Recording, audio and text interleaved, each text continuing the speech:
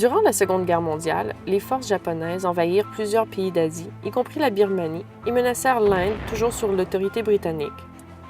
Afin de reconquérir la Birmanie et de protéger l'Inde, la Royal Air Force créa la 14e Armée, une force multinationale formée d'unités provenant de pays du Commonwealth. Ces campagnes reçurent beaucoup moins d'attention médiatique que celles livrées en Europe. La 14e armée en Birmanie, dirigée par le général Slim, fut surnommée l'armée oubliée.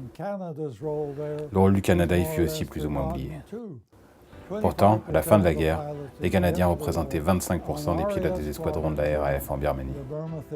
Nous avons donc joué un rôle décisif dans la défaite du Japon en Birmanie et nous avons aidé à protéger l'Inde contre l'invasion japonaise. J'étais un des 20 pilotes des Beaufighter de l'escadron 177. Ces chasseurs pour attaque au sol avaient un long rayon d'action, étaient très puissants et bien armés. Les Beaufighter étaient des avions très silencieux, ce qui explique notre devise « Silenter in media res » ou « silencieusement au milieu des choses ». Nous avons surtout attaqué des chemins de fer, des locomotives et des transports motorisés, jusqu'à Rangoon au sud et jusque dans le Siam, comme on l'appelait à l'époque. Nous avons aussi coulé tous les bateaux et limité l'accès des Japonais aux chemins de fer, aux routes et surtout aux rivières, car à l'origine, les voies navigables étaient très utilisées.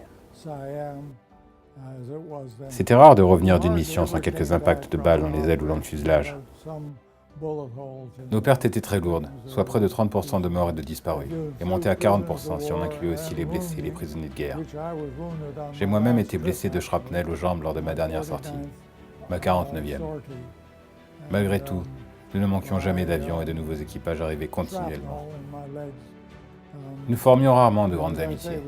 C'était une des conséquences de cette guerre. Nous étions tous des amis, mais le risque de mourir nous empêchait vraiment d'approfondir nos liens. J'ai vécu tout ça alors que j'étais très jeune et ce fut une très bonne expérience.